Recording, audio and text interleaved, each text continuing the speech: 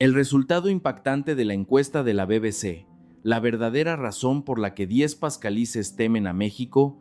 Tengo una pregunta para ustedes. Si muchas naciones del mundo comenzaran a desconfiar de un solo país, todo al mismo tiempo, ¿cuál sería la razón? ¿Sería porque inició una guerra o porque se apoderó de los recursos de otros? No. A veces, la razón es mucho más simple.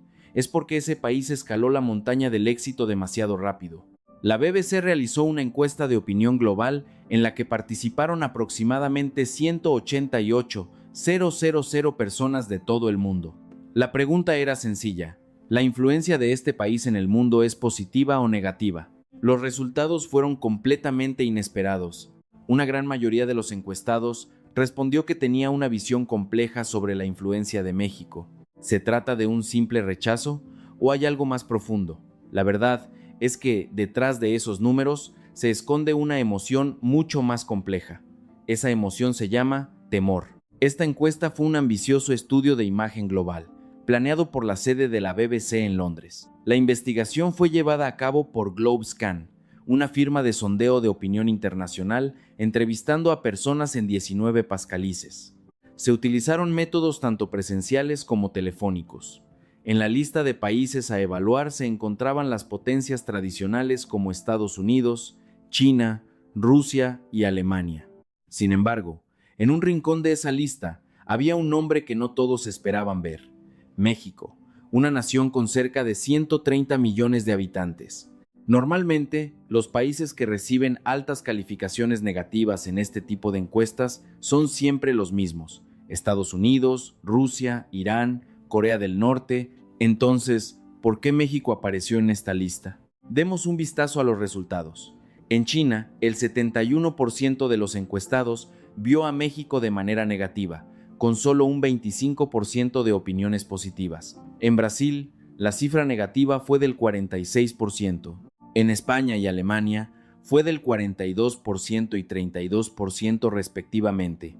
Son números sorprendentes. Pero hay un dato aún más curioso en el caso de Alemania. Aunque el 32% tenía una opinión negativa, solo el 11% la tenía positiva.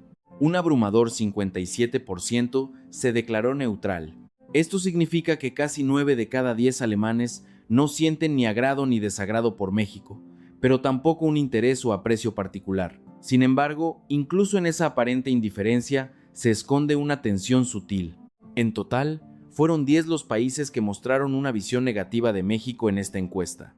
Y aquí lanzo la pregunta clave: ¿cómo es posible que un país que hace apenas unas décadas estaba al borde del colapso económico tras la crisis del error de diciembre, hoy se haya convertido en un objeto de temor para tantas naciones?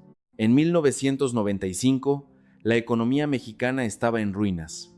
La reconstrucción comenzó desde abajo, exportando productos bajo la etiqueta «Hecho en México», que para muchos en el extranjero era sinónimo de mano de obra barata. ¿Y ahora el mundo nos ve con recelo? Pero no confundan esto con simple antipatía. La antipatía es una emoción, se puede odiar sin razón. La mirada que el mundo dirige a México no es emocional, es un temor estructural, y este temor se divide en 3 grandes categorías. 1. Dominio tecnológico y de manufactura. Cada vez más países dependen de componentes y materiales mexicanos para que sus propias industrias no se detengan. Influencia cultural. Las nuevas generaciones crecen viendo las películas y series mexicanas, escuchando su música, lo que genera una ansiedad sobre el desplazamiento de las culturas locales. 3. Competencia por la supervivencia. Una percepción de que México ha surgido como un nuevo y formidable competidor en los campos de la industria, la tecnología y la infraestructura.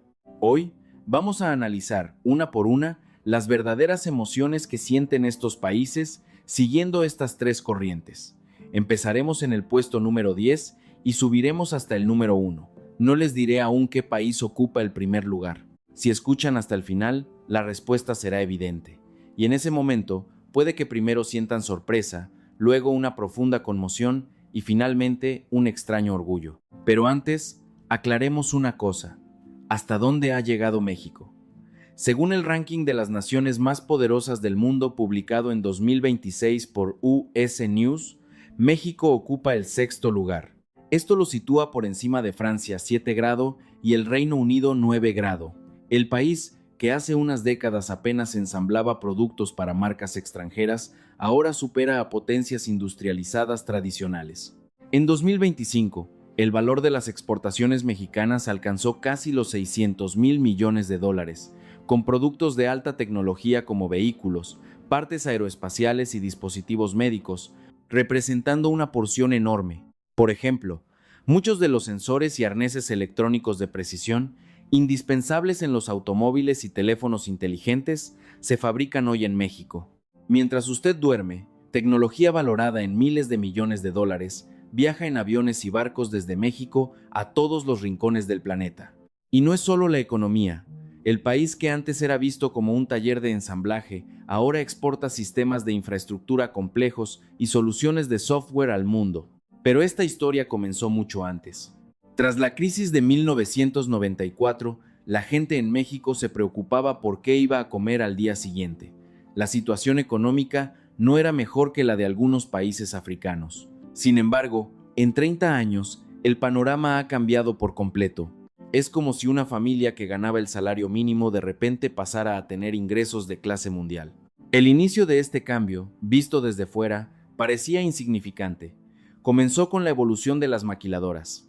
Un experto occidental dijo en aquel entonces: ese país tardará un siglo en recuperarse de verdad.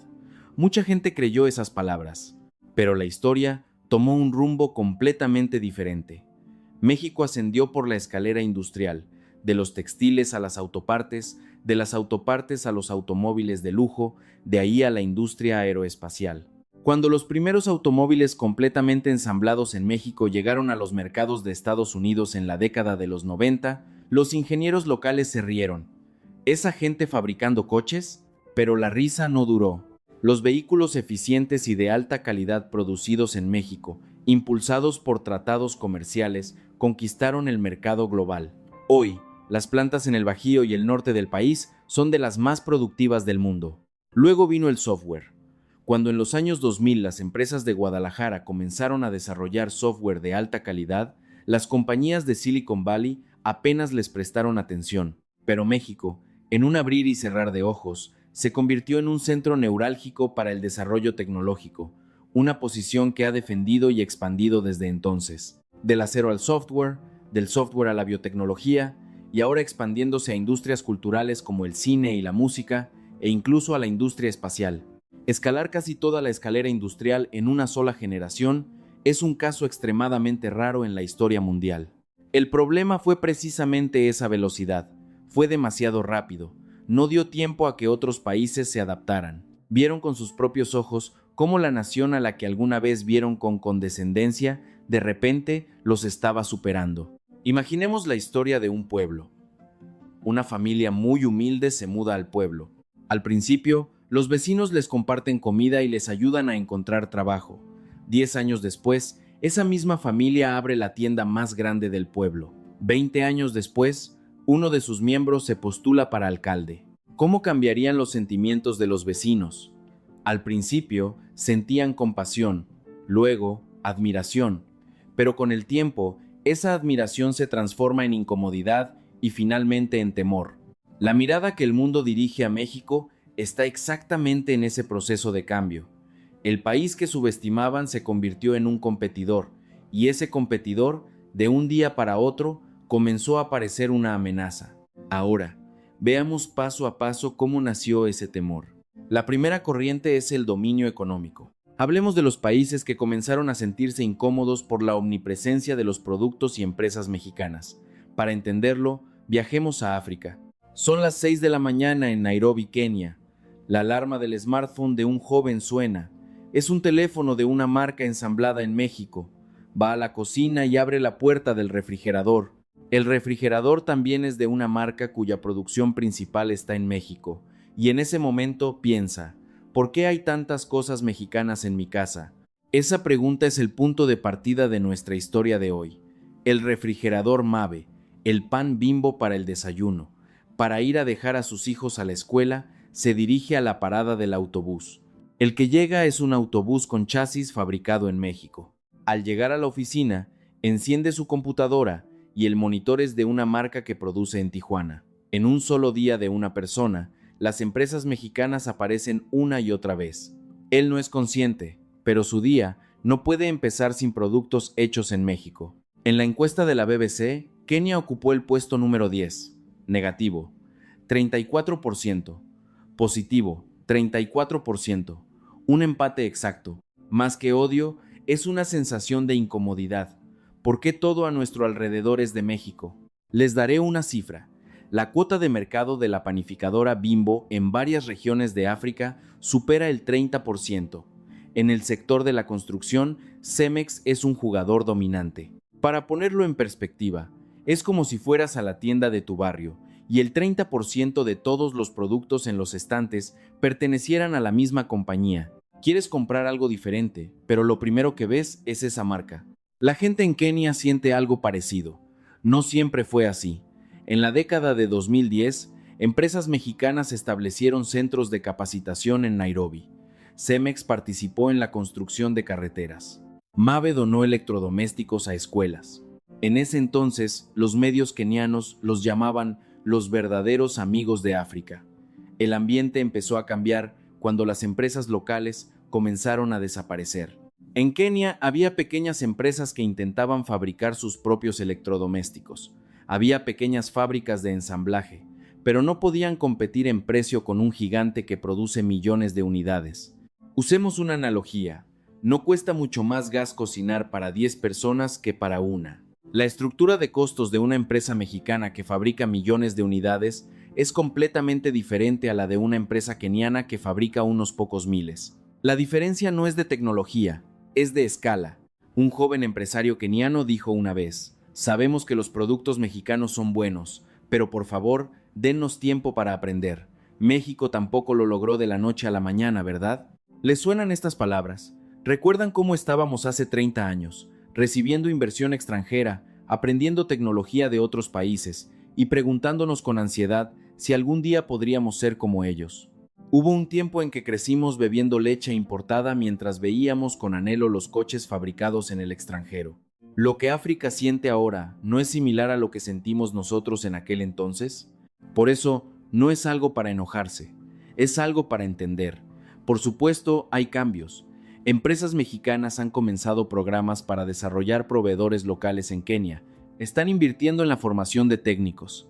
Quizás sea demasiado tarde, pero es un cambio necesario. Así como el México de hoy existe gracias a los países que nos enseñaron su tecnología hace décadas, si México comparte su conocimiento con África, eso, a la larga, hará que el mercado para México sea aún más grande. Hasta aquí la historia del dominio económico en Kenia, el número 10. Pero amigos, África no es el único lugar donde el dominio económico causa incomodidad. Hay un país en Europa, Grecia, en el puesto número 6. Pero hablaremos de Grecia más tarde, en la sección europea, porque sus sentimientos hacia México son de una dimensión completamente diferente. Pasemos ahora a la segunda corriente, la invasión cultural. La música mexicana, las películas mexicanas, la comida mexicana que llegan en oleadas, y la sensación de que nuestros hijos están cambiando. Viajemos a Sudamérica.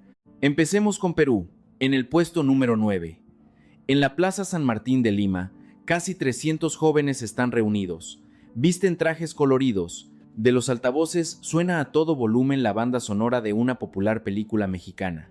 En una banca, un padre de unos 50 años está sentado solo. Su hija, Sofía, grita algo en una mezcla de español con jerga mexicana que ha aprendido en línea. ¡Órale, qué chido! El padre le dice a la persona sentada a su lado: "Es mi hija, pero a veces siento que estoy hablando con una extranjera".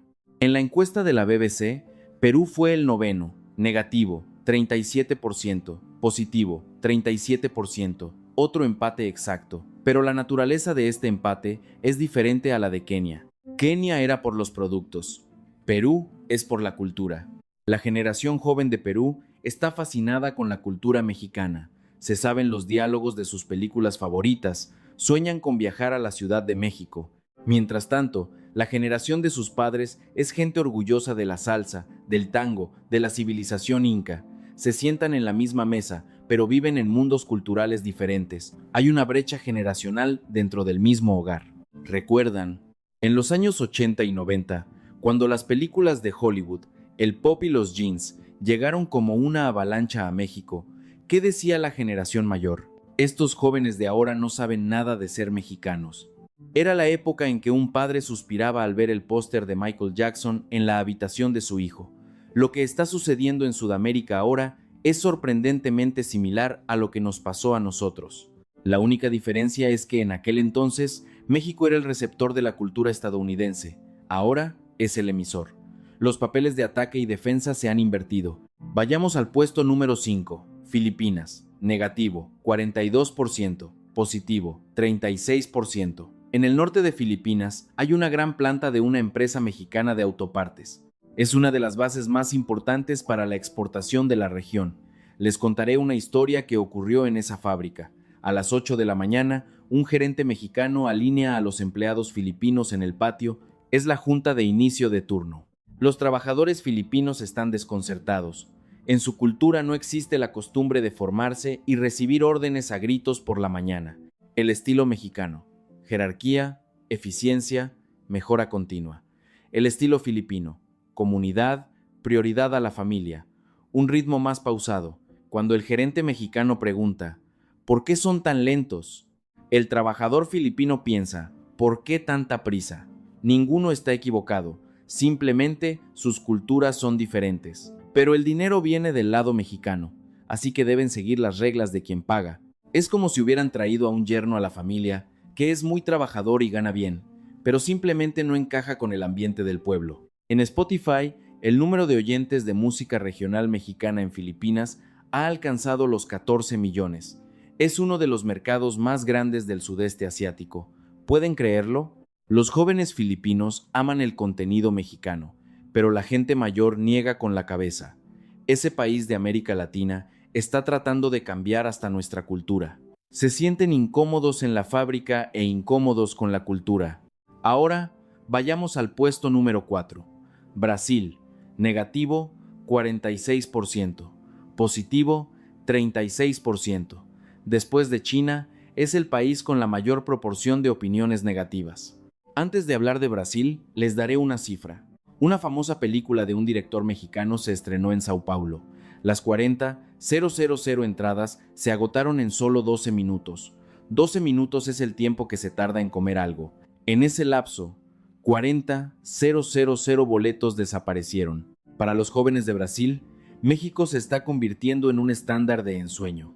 Sin embargo, la forma en que los medios brasileños cubren a México es peculiar. Después de hablar del éxito de empresas como Cemex o de cineastas como Guillermo del Toro, siempre añaden una coletilla: la brutal guerra contra el narco, la alta desigualdad, la corrupción. Ustedes pueden ser ricos, pero no son felices. Este es el marco a través del cual los medios brasileños ven a México.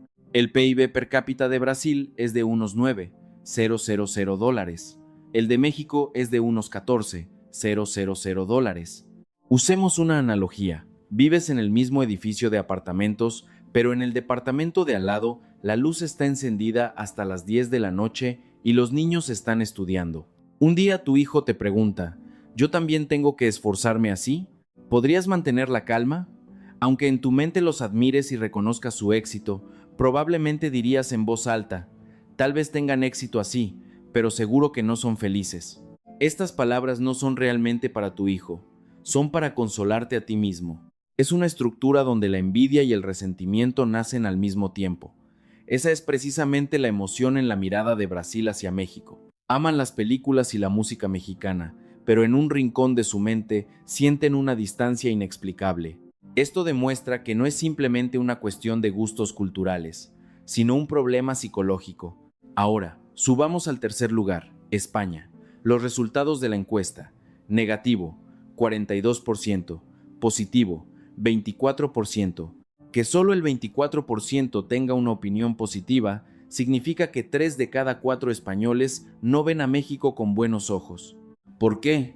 España fue una vez el país que dominó el mundo, un imperio que gobernó los mares con su armada invencible, la nación donde nunca se ponía el sol. Pero España también tiene una memoria industrial que no puede olvidar. En el norte de España está Bilbao. Hoy es famosa por el arte y el turismo, pero hasta la década de 1970 Fue el corazón de la industria siderúrgica y naval española. Enormes astilleros y acerías se alineaban en la costa. Era una de las ciudades industriales más prósperas de España. Pero en la década de 1980, la situación cambió. Países como Japón y Corea del Sur comenzaron a construir barcos más rápido y más barato. El mapa de la construcción naval mundial se estaba redibujando. Los astilleros de España cerraron uno tras otro. Las acerías detuvieron su producción. El desempleo superó el 30%. Una ciudad entera quedó paralizada. Fue entonces cuando los españoles sintieron por primera vez que estaban siendo empujados hacia abajo en la escalera industrial. Bilbao se reinventó atrayendo el Museo Guggenheim, pero la industria naval nunca regresó. Por lo tanto, para los españoles, México no es simplemente un país emergente de América. Es uno de los países que, simbólicamente, ocupó el lugar que ellos perdieron en la jerarquía industrial global. Y sobre ese recuerdo, ahora ven que México los está alcanzando incluso en escala económica. Es difícil aplaudir sinceramente. Pero aquí hay una ironía. Si miramos solo las cifras, España todavía está ligeramente por delante en algunos indicadores, pero la brecha se cierra. El PIB per cápita de España es de unos 33,000 dólares y el de México de unos 14,000, pero con una trayectoria ascendente mucho más pronunciada. En PIB total, la diferencia ya no es tan abismal y la economía mexicana crece más rápido. Hagamos una analogía. Hay un descendiente de una noble familia europea que ha acumulado riqueza durante siglos. Pero un día, un empresario de América cuya familia hace una sola generación era campesina, lo alcanza y supera en fortuna. En esa situación, ¿cuánta gente aplaudiría? Sin embargo, la mirada del mundo no siempre es fría. También hay historias conmovedoras, como la de aquel padre peruano, Carlos. Su hija, Sofía, amaba tanto la cultura mexicana que insistió en que quería visitar la Ciudad de México. El padre, a regañadientes, subió al avión. Durante el largo vuelo, se mantuvo con los brazos cruzados, mirando por la ventana.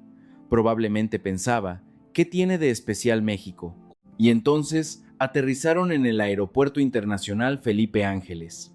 Desde el primer momento comenzó a sorprenderse. Las calles limpias, el tráfico ordenado en algunas zonas, el transporte público eficiente. Entró en el centro de Coyoacán y se sentó en un pequeño restaurante. No entendía el menú, no hablaba con el acento local. Entonces, la dueña del lugar, con gestos amables, le sirvió un plato extra por cuenta de la casa. No se entendieron con palabras, pero el lenguaje de la hospitalidad fue universal. Al regresar a su país, Carlos escribió en sus redes sociales: «Finalmente entendí por qué mi hija ama México. Ahora yo también lo amo». Esa publicación recibió miles de comentarios. La cultura no se propaga por la fuerza, pero cuando la experimentas directamente, los corazones se abren. Un fanático de la cultura mexicana en Perú dejó estas palabras: «Que me guste la cultura mexicana no significa que deje de ser peruano. Soy peruano y al mismo tiempo fan de México». Son palabras que demuestran que la cultura no es una competencia, sino una convivencia. Ahora pasemos a la tercera y última corriente: la guerra del orgullo, la compleja psicología de los vecinos que sienten que han sido superados por México. El lugar es un aula de economía en una universidad de Nueva Delhi, India. El profesor proyecta un gráfico en la pantalla. Es la curva de crecimiento del PIB per cápita de dos países desde 1980 hasta 2025. Una sube de forma gradual, la otra de forma casi vertical. La curva empinada es México, la curva suave es la India. Un estudiante levanta la mano. «Profesor, si empezamos en un punto similar, ¿por qué la brecha se hizo tan grande?».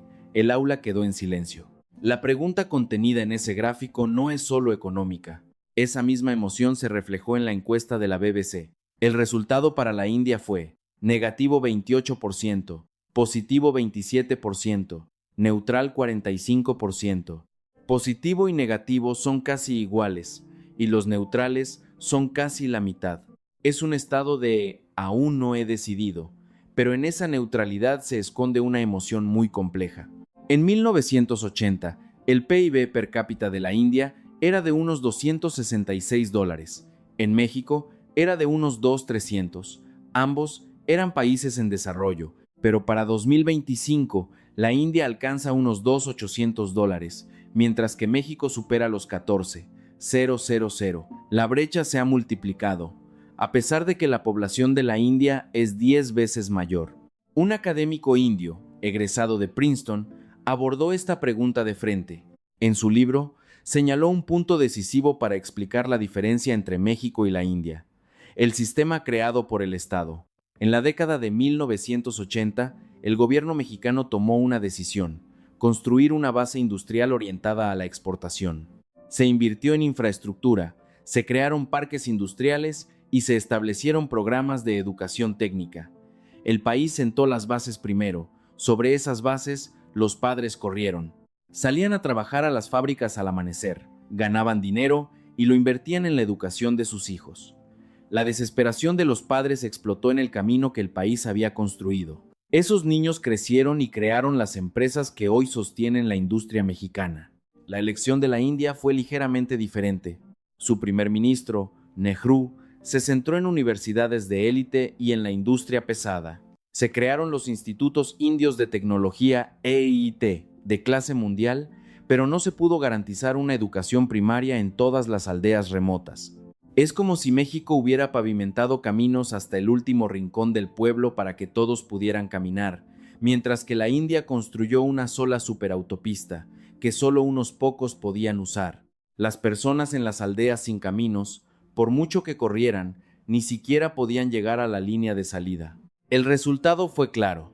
En México, una gran parte de la población recibió educación y entró en el sector industrial. Incluso las mujeres se unieron masivamente a la fuerza laboral de manufactura. Finalmente, el país entero comenzó a funcionar como un gigantesco sistema de producción. En la India, unos pocos genios de la informática brillaron en Silicon Valley, pero los 1.000 millones restantes seguían buscando trabajo. Lo que más le dolió a este académico fue precisamente eso. Se nos dio el mismo tiempo, pero México construyó una base para todos, y nosotros no pudimos. En las carreteras de la India se ven con frecuencia automóviles con partes hechas en México. La gente de la India los usa, saben que son buenos, pero en sus corazones piensan: algún día tenemos que recuperar ese lugar. Es un sentimiento de usar algo pero no querer admitir su superioridad. Eso es lo que la India siente por México. Ya hemos visto muchos países. Solo nos quedan los primeros puestos. Y estos países están en otra dimensión. No es que simplemente no les guste México, es que sienten que así no podemos seguir. Hablemos de un país en Oriente Medio. Tienen vastos desiertos, pero no tienen agua. Para ellos, el agua es más valiosa que el petróleo. La tecnología de la que más dependen hoy en día es la de desalinización de agua, un campo donde empresas de ingeniería mexicanas se han vuelto líderes. Las plantas construidas por empresas mexicanas convierten el agua de mar en agua potable, sustentando la vida de millones de personas. Aunque no hay datos claros de esta región en la encuesta de la BBC, su emoción debe ser cercana al temor. La razón es simple: si la tecnología mexicana se detiene, el destino de su nación estaría en juego. Ahora vayamos al número 2, Alemania. Negativo, 32%. Positivo, 11%. Neutral, 57%. Olvídense del 32% negativo por un momento. Y miren, el 11% positivo. Nocetutos de es. A. 1C. Lo que. Es la calificación positiva más baja de los 10 pascalices. 9 de cada 10 alemanes no sienten un aprecio especial por México. ¿Por qué? Les contaré una historia. 1894. Un pequeño pueblo en el sur de Alemania. Un artesano abre un taller para fabricar maquinaria de precisión. El taller pasa de padres a hijos, de hijos a nietos, durante 4 generaciones, 130 años. Esta empresa fabricaba máquinas herramienta, la columna vertebral de la manufactura alemana.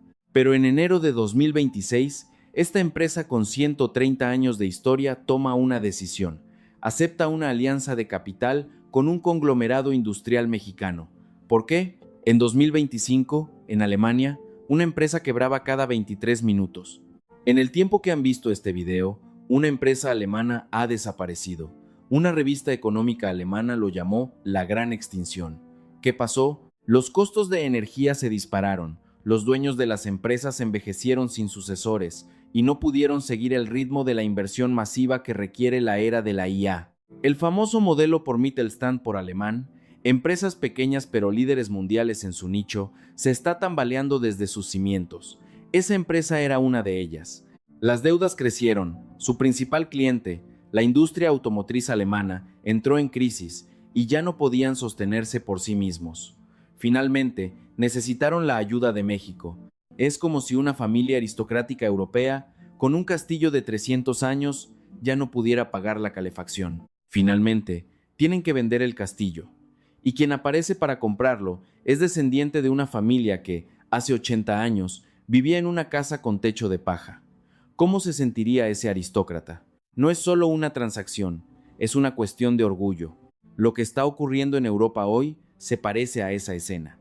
Las empresas alemanas, que alguna vez fueron el orgullo del mundo, ahora buscan nuevos socios para sobrevivir. Y quien ha llamado a su puerta son las empresas mexicanas, con propuestas de adquisición y cooperación tecnológica.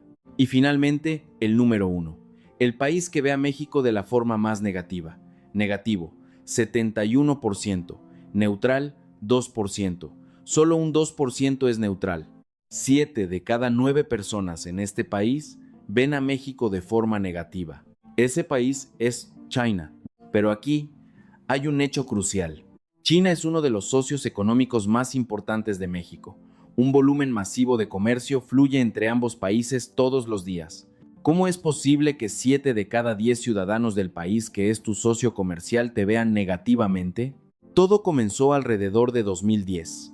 A medida que la manufactura mexicana se volvía más sofisticada, China la empezó a ver no como un complemento, sino como una amenaza directa. El detonante fue una disputa por el control de las cadenas de suministro para vehículos eléctricos. China, que controla muchos de los minerales raros necesarios para las baterías, intentó usar esa carta para frenar a la creciente industria automotriz mexicana. El mundo contuvo la respiración, pero la verdadera intención era otra, una batalla por la hegemonía tecnológica. Antes de 2010, la tecnología occidental era el ideal para China, pero una China económicamente gigante ya no solo quería imitar, sino superar. La Carta de los Minerales era solo un pretexto para sacudir la ventaja tecnológica que México estaba ganando como plataforma de manufactura avanzada para Norteamérica. Pero, ¿logró esa restricción detener la tecnología en México? No importa cuán alto construyas el muro, la innovación siempre lo superará. Cuando el mercado de minerales raros se cerró, los ingenieros en México abrieron otra puerta. Desarrollaron nuevos motores que no requerían esos minerales, crearon tecnologías para reciclar recursos existentes y buscaron proveedores alternativos en todo el mundo. Irónicamente, el bloqueo de China aceleró el desarrollo tecnológico en México y abrió un nuevo camino. Hoy, en el campo de la maquinaria de ultraprecisión y los materiales químicos especiales para la fabricación de semiconductores, la brecha tecnológica con China es evidente. China ha declarado una guerra de los chips e invertido billones, pero la brecha en el procesamiento de alta tecnología no se cierra fácilmente. Mientras más intentan ponerse de pie, más evidente se hace la distancia con los líderes del sector, muchos de los cuales tienen operaciones cruciales en México. Por eso, en el Internet chino, a veces aparecen afirmaciones como la cultura mexicana, en su origen, viene de Asia. Un país seguro de su cultura no dice esas cosas. Reclamar lo ajeno como propio es un signo de envidia. Hemos visto la perspectiva de 10 pascalices, desde Kenia hasta China. Sus situaciones son diferentes, pero hay un punto en común: el hecho de que si México desapareciera, algo se detendría. En Kenia, la mañana no empezaría sin productos mexicanos. En Perú, una generación crece con la cultura de México. India ve la realidad de un país que partió de un punto similar y ahora corre muy por delante. En Filipinas, la economía gira en torno a fábricas mexicanas. Brasil siente la presión de ser comparado con el éxito de México. España recuerda su orgullo industrial perdido. Alemania ve cómo su tradición de 100 años se tambalea. Y China vigila a nivel de Estado la capacidad tecnológica de México. Los smartphones se detienen, la infraestructura se detiene, las fábricas se detienen, la cultura se detiene, los semiconductores se detienen. Si México no estuviera, muchas cosas se detendrían. Por lo tanto, los resultados de la encuesta de la BBC no son una simple crítica. tienen otro significado. Son una señal de que México se ha convertido en un país insustituible en el mundo. Pero no debemos ser complacientes. Con África, necesitamos un modelo de crecimiento mutuo. La cultura no debe imponerse, sino compartirse.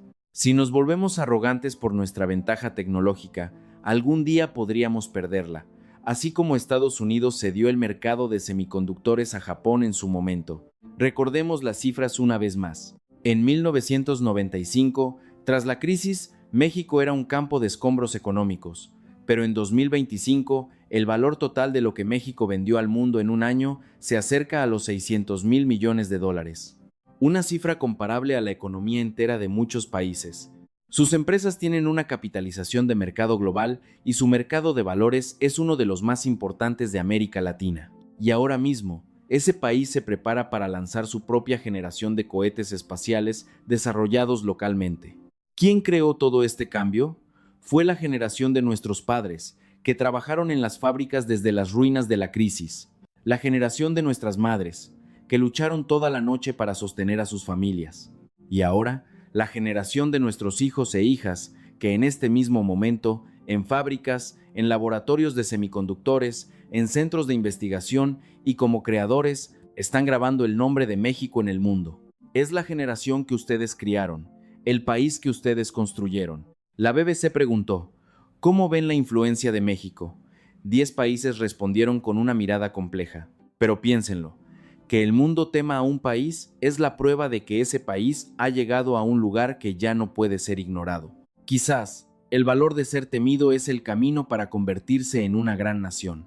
Desde la frontera entre el amor y el odio, se puede ver la verdadera posición de México. Si el mundo teme a México, quizás es porque estamos en el camino correcto. Si la historia de hoy les ha llegado al corazón, dejen un comentario que diga, Adelante México, gracias.